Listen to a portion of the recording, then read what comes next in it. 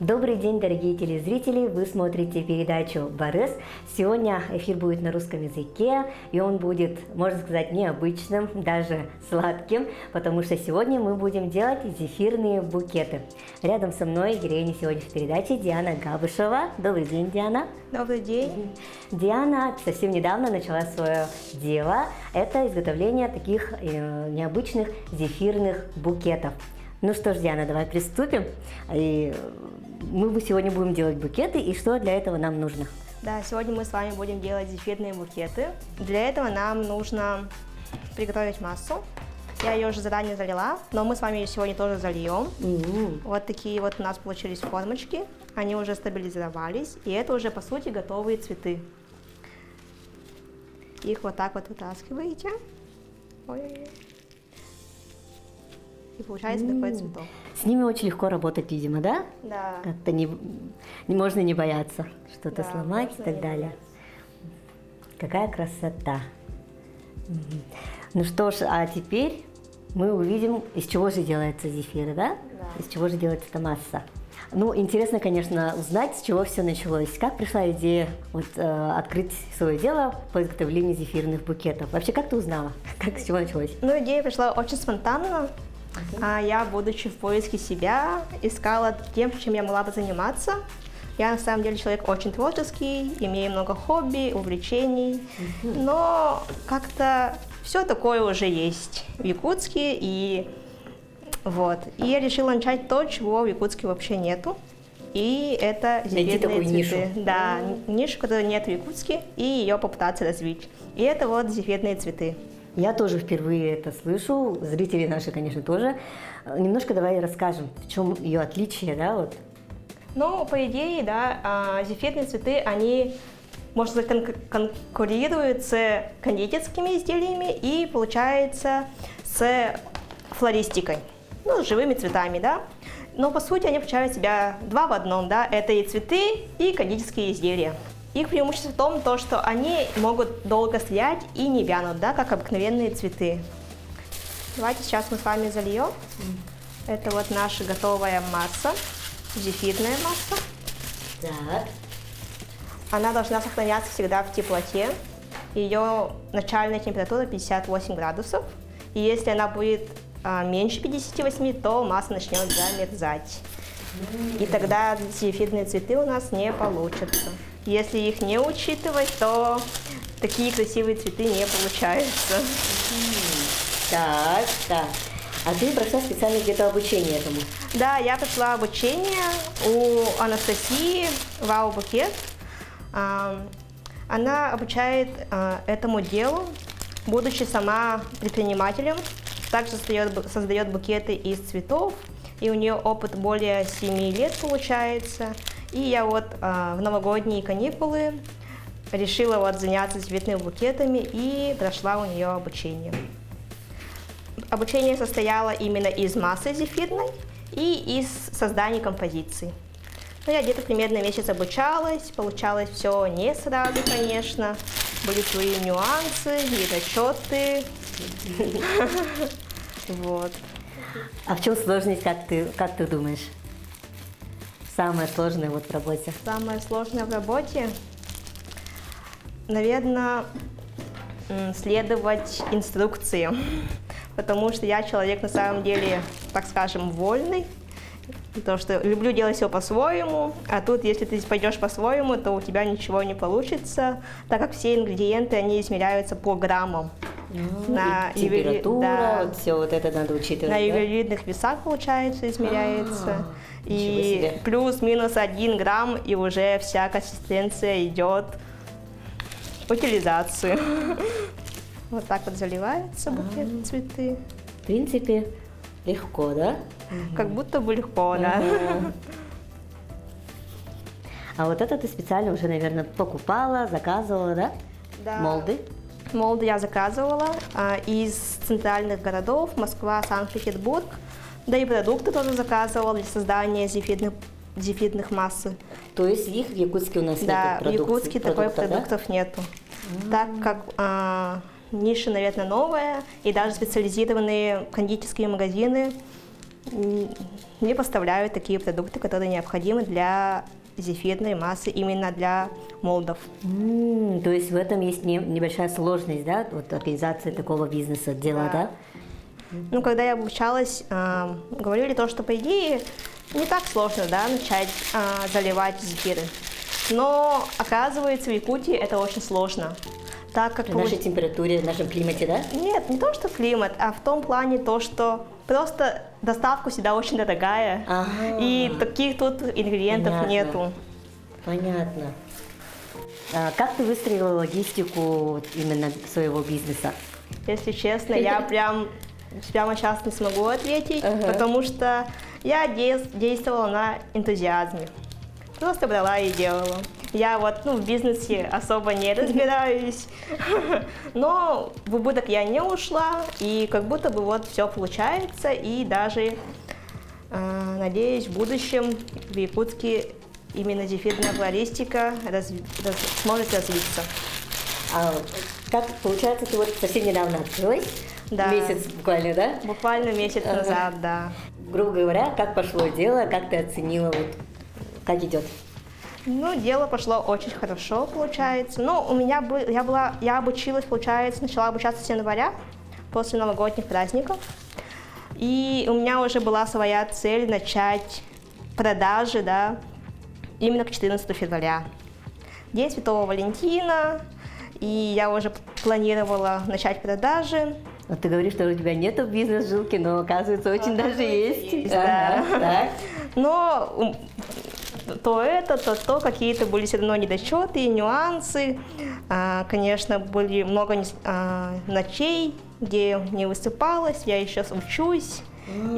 Параллельно ты сама студентка. Я студентка, да, студентка 3-го курса Северо-Восточного федерального университета Максима Кировича Амосова. И получается, вот, уже ближе к 14 февраля у меня паника, я ничего не успеваю именно в создании бизнеса, так скажем. Но вот, я начала продажи, я успела все-таки. И вот 14 февраля очень хорошо отработала, так скажем. Вот. Все, что запланировала, все продала, все, Да, все хорошо осуществилось, пошло. да. А в чем вот была самая такая вот, сложность именно в начинании бизнеса? Начинание бизнеса? Своего дела, получается, такого. Ну, у меня сложности возникли, наверное, вот в расчетах. Именно финансово. заказать, да? Финансово. А если я закажу, а вдруг ничего, еще вот какое-то сомнение было, а вдруг я вот все куплю, начну, а ничего не получится, а у меня все так много останется. А вдруг я закажу, и все хорошо пойдет, а у меня ничего нету. И в Якутске это вот найти же сложно, и вот между этим я очень так сомневалась, и мне было вот немного страшно именно в этом плане. Но все пошло хорошо. Но все пошло хорошо. Их нужно сделать резиночкой, чтобы они лучше Форму не теряли, да? стабилизовались. И все. Получается, зефир стабилизируется в холодильнике. Он не выпекается, как многие думают, а стабилизируется в холодильнике около 15-20 минут. Ну, конечно, там зависит от формы. Если формочки вот маленькие, вот как зелень, да, то она стабилизируется 5-7 минут, относительно быстро. Но вот уже цветы побольше, они стабилизируются минут 15-20. То есть не целые сутки там нет? Да, не целые нету, сутки. Да? И оказывается, то есть в этом бизнесе, в этом деле не нужна специальная печь какая-то, а нужно просто вот холодильник, да? Да. А то есть морозильник либо холодильник? Морозильник. Морозильник. Да, прям таких вот специальных инструментов не нужно. У меня вот все как бы бытовое, да. Все, что можно найти? Да, все, что да? можно найти. И получается вот.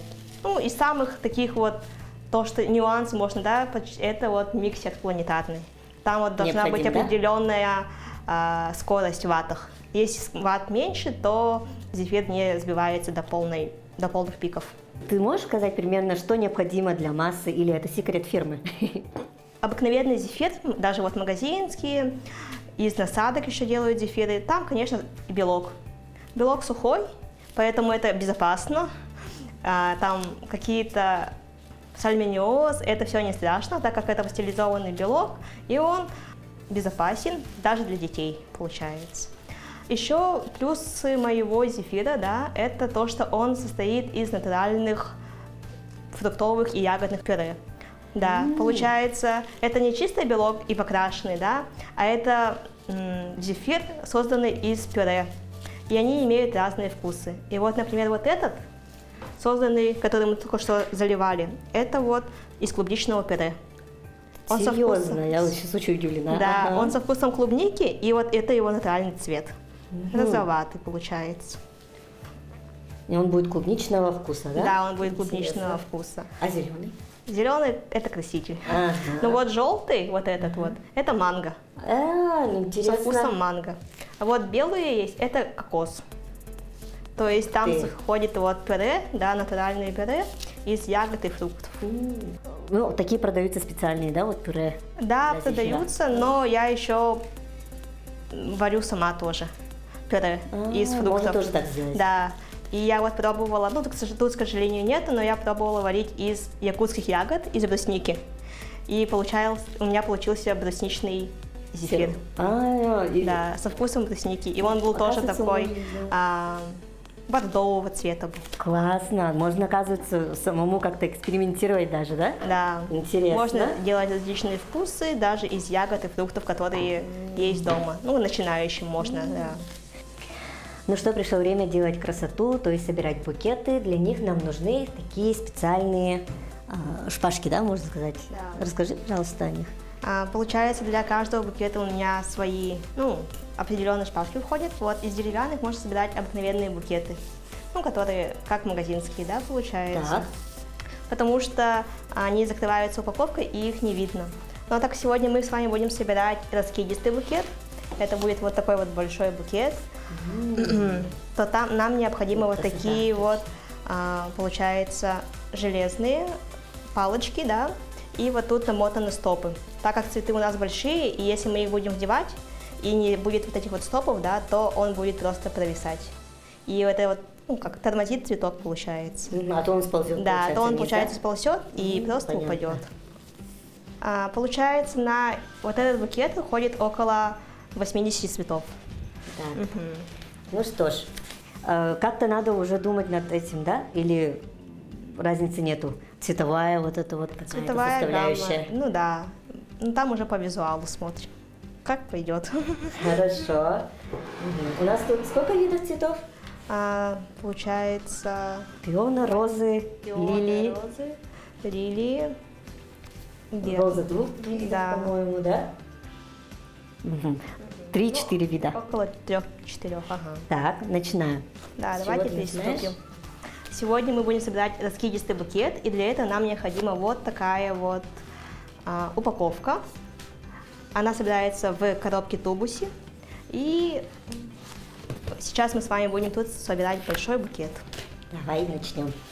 Первая конструкция у нас надо закрыть нам именно зад, заднюю часть букета. И Так. сюда мы делаем розы, так как они визуально очень красиво смотрятся. Я возьму такую розу. И их можно так подогнуть, эти шпажки. Тогда у нас букет будет смотреть вот так вот. Так. Мне сразу, да? Куда? Вот сюда?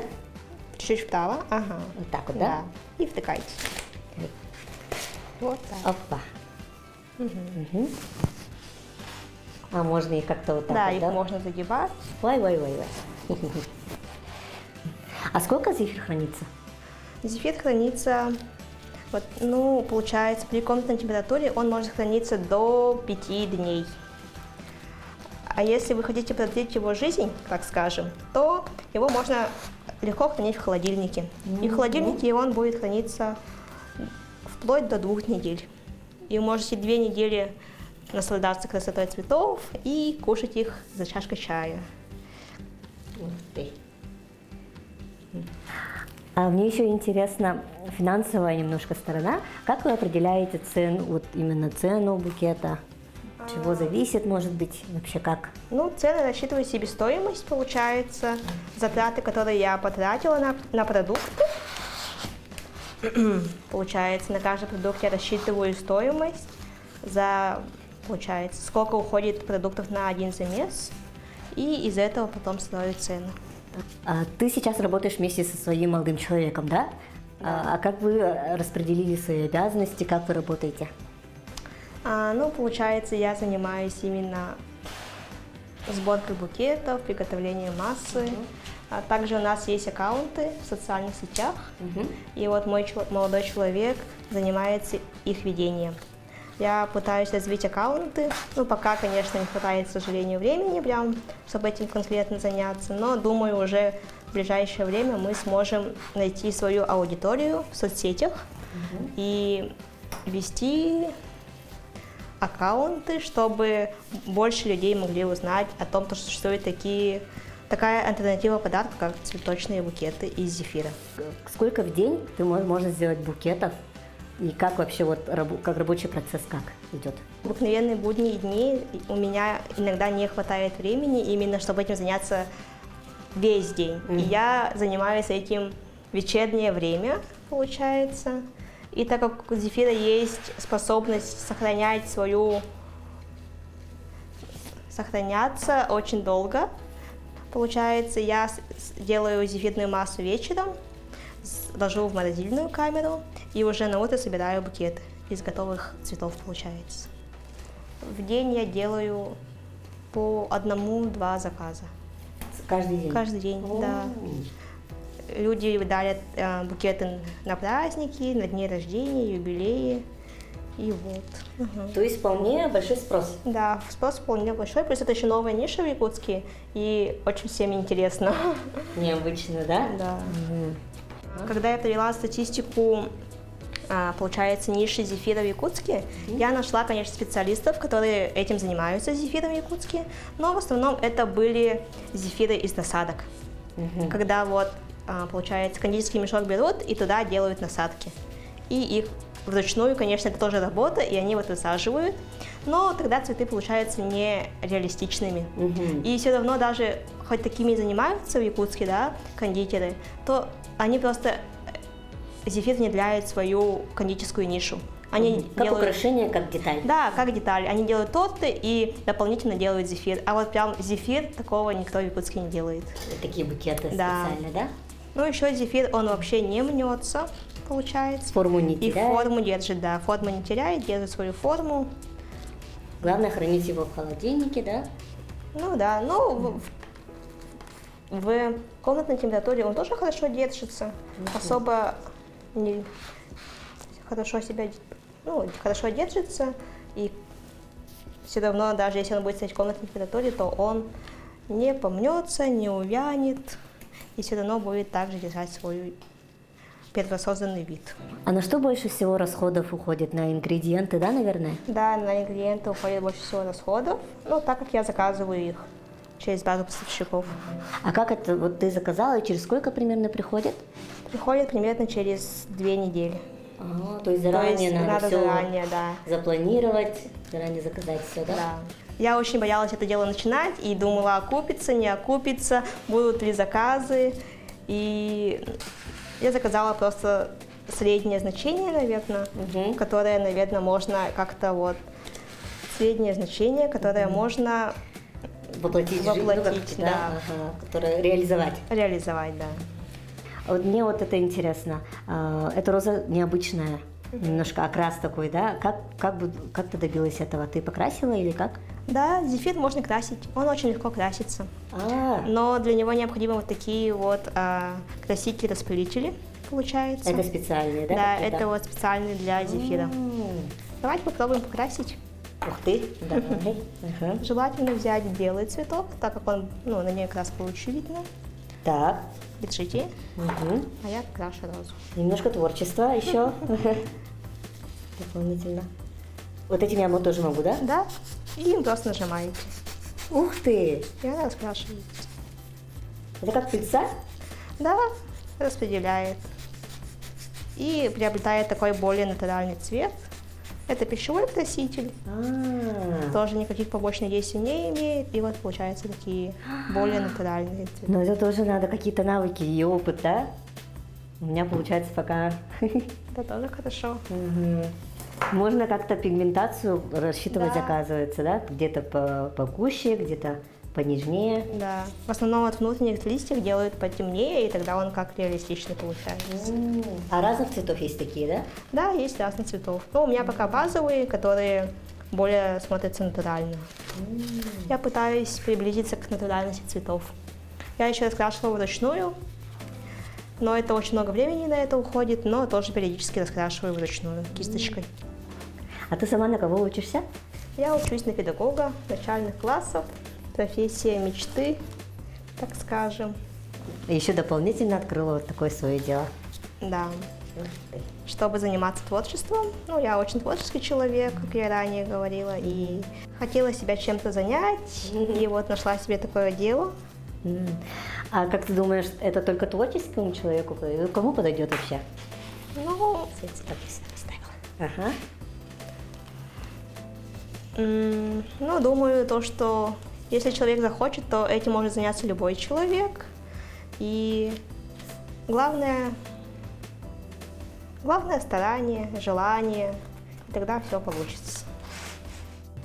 То есть, если подытожить, для открытия нужен планетарный миксер со скоростью, нужны поставщики, которые закажут ингредиенты специальные, термосумочка. Термошапка называется для хранения зефира. Так как он очень быстро застывает, и при комнатной температуре он застывает, и уже его никак нельзя не расплавить, ничего не сделать. Но все-таки, оказывается, тут плюс в том, что он очень быстро делается, в принципе. Да. Что для тебя важно в твоем букете? Ну, я каждый букет собираю с душой, с любовью, чтобы клиентам нравилось. Ну, самое важное то, что это, надеюсь, то дело, которое я очень долго искала и к которому я очень долго шла. Ну, в букете очень важно сочетать цветовую гамму, поэтому, наверное, не каждый человек, наверное, этим сможет справиться, но если постараться, то можно, да. Я пытаюсь приблизить свои букеты к реалистичным цветам. Из-за этого прям такие яркие цветы не делаю, ну, чтобы более было как натуральные цветы получается. И друг с другом сочетались. Да, можно так вот добавить зелье, дружки, тогда букет будет уже визуально Еще более реалистично. более реалистичным, да. Действительно, если посмотреть, вообще от реального букета не отличить. Он очень красиво и естественно смотрится. Очень реально, как живые цветы. Вау, Вот такой букет у нас получился. красота. Получается, вот тут у нас видно зеленые шпажки. Если бы тут были вот такие, то их было бы очень видно и не было бы реалистично. А сейчас как настоящие стебли цветов. А как их есть, такую красоту? Сначала полюбоваться, пофотаться, выложить во все соцсети, а потом можно покушать. Да, действительно. Мне кажется, это очень интересно, и ты действительно нашла то, что тебе нравится. Ну и также я собираю еще индивидуальные заказы. То есть могу собрать не только из зефира, но и добавить какие-то ваши пожелания и собрать такие композиции, которые вам нравятся по вашим референсам. Ну, зефир можно сочетать с фруктами, хорошо сочетается с гранатом. Делают композиции, тут гранат, а тут зефир. И очень визуально красиво смотрится. Хочу попробовать. Действительно ли, какой он на вкус, потому что обычные зефиры, они бывают очень такие сладкие, но не без выразительного такого вкуса же, да? Ну, на вкус он больше похож на суфле. Реально, это реально необычно. Вкус клубники действительно чувствуется. И консистенция совсем другая. Она не сухая, она очень такая, как суфле реально. Она очень такая мягкая и, как сказать, очень сочная почему-то. Это очень интересно и очень вкусно. Вот зефиры из молдов, они отличаются тем, что они как суфле на вкус. Не твердые, их не нужно прямо жевать, они прямо вот тают во рту. Тают во рту, действительно.